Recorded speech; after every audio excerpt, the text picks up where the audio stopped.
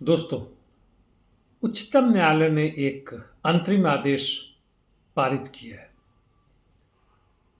महुआ मोइत्रा जो टीएमसी की सांसद थीं और जिनके सांसद होने पर रोक भी लगा गई थी संसद द्वारा या उनके सदस्यता को खारिज भी कर दिया गया था, वो सुप्रीम कोर्ट गई थी। उच्चतम न्यायालय में गुहार लगाई थी उत्तर प्रदेश और उत्तराखंड सरकार के खिलाफ।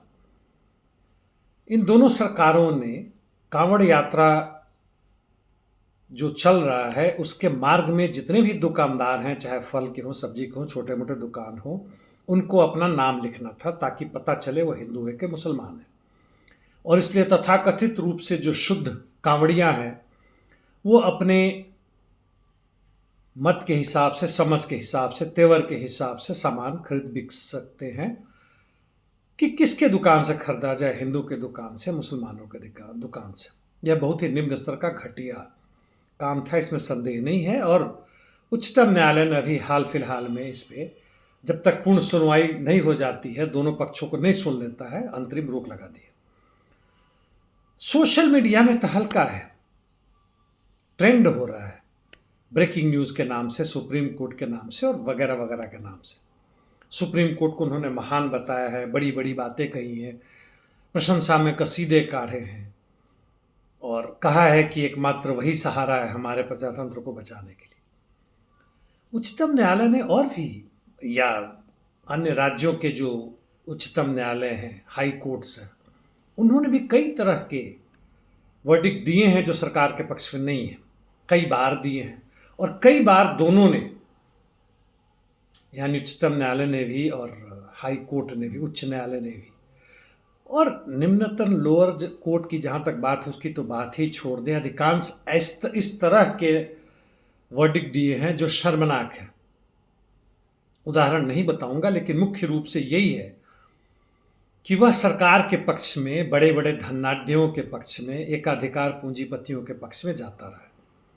100 में यदि 10 हमारे पक्ष में आया, जो कि नहीं है, उतना भी नहीं, फिर भी मान लेते हैं, तो 90 हमारे विरोध में जाता है। पूरा मिलाकर हम किस तरह बढ़ रहे हैं? हमें पता है कि फासीवादी सरकार है और उसकी पकड़ पूरे सत्ता पे, राज्य सरकार के विभिन्न विभागों पे काफ़ी हद तक है, चाहे वो न्यायालय हो, नीचे की हो, ऊपर की हो, प्रशासन, पुलिस, सेना, गुप्तचर विभाग, शिक्षा विभाग, एलकेजी से लेके महाविद्यालय और बाकी जितने भी जहाँ रिसर्च वगैरह होते हैं, जेएनयू वगैरह, सब जगह में उनका कंट्रोल है।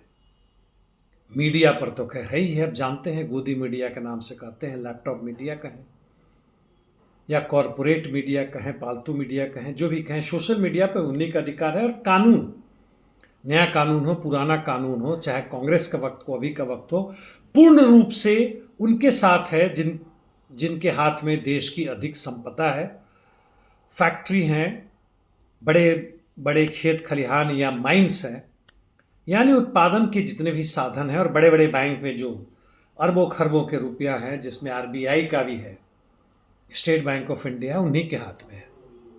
सरकार कानून भी बनाती है तो किसानों के लिए 100, 500, 200 से लेकर 2000 तक माफ़ी करती है और जनता को 5 किलो अनाज देती है। पहले भी था, अभी भी है। बेरोजगारी की व्यवस्था को खत्म करने के लिए उन्होंने कई तरह के प्रोग्राम्स बनाए हैं, लेकिन नतीजा यह है दोस्तों कि हम बढ़ किस तरफ रहे हैं, जो सारा इक्विलिब्रियम है वह किस तरफ का है। हम और भी अधिक फासीवादी कंट्रोल में आ रहे हैं, उनके गिरफ्त में आ रहे हैं, चाहे वो धर्म हो, जाति हो, सरकारी न्यायालय हो, गैर सरकारी संस्थान हो, सब उन्हीं के पक्ष में, हमारे पक्ष से बहुत लिमिटेड है। ये जो कांवड़ियाँ हजारों की संख्या में जाते हैं, गरीब लोग हैं, ओबीसी या दलित से आते हैं, या अल्पसंख्यक हैं, ट्राइब्स हैं, ये सब के सब तभी तक सत्ता को पसंद है जब तक उनकी जयकार कर रहे हैं, उनके लिए वोट देते हैं और दूसरे लोगों को मारते हैं, आपस में भेदभाव करते हैं। ये हमारे पक्ष में नहीं आता। इसलिए जो लोग बड़े खुश हो रहे हैं, तालियां बजा रहे हैं, वह इस ट्रेंड को समझें कि हम किस तरफ बढ़ रहे हैं। सबका सब मकसद क्या है? यदि एक कदम हार के, 2 कदम हार के वह 2 से 3 4 कदम आगे बढ़ता है तो हमें ताली बजाने की जरूरत नहीं है दोस्तों। ये रस्साकसी चल रहा है, हमारा विरोध है, लेकिन वह ज्यादा मजबूत है। इसलिए नहीं कि उनकी संख्या ज्यादा है, बल्कि इसलिए कि सत्ता उनके पास है, प्रजातंत्र उनके पास है, और हमारे बीच से 30% लोग हमारे विरोधी बन गए।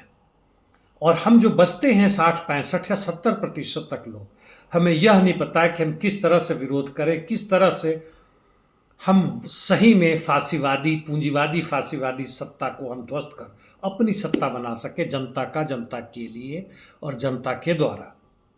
यानी जो हम उत्पादन करें, उत्पादन के साधन से लेकर उत्पादन करें और वितरण करें, यानी आपस से बांटने का काम करें, जिस भी माध्यम से जैसे हो, वह हमारे लिए, हमारे द्वारा हो और हमारे ऊपर कोई मालिक बनकर ना बैठे, हमारी मेहनत के ऊपर सांप बन के उसको कंट्रोल ना करे, हमारे ऊपर आदेश ना दे, हमारी संपत्ति, हमारी सुख चैन, हमारी रोजगार, शिक्षा व्यवस्था, वैज्ञानिक आधार पे, स्वास्थ्य, सबको बराबर का अधिकार हो इसमें, और बराबरी का अधिकार मिले, चाहे वो परिवहन हो, बिजली पानी हो, घर हो, सभी को बराबर मौका मिले। एक आदमी दूसरे आदमी के श्रम शक्ति का शोषण ना कर सके, प्रताड़ना ना कर सके, और हम किसी खास धर्म, जाति के आधार पर आपस में ना लड़े।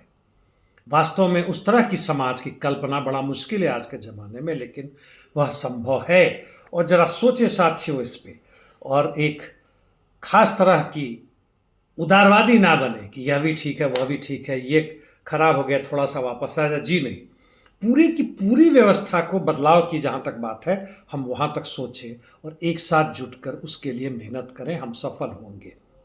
जी हाँ, धन्यवाद।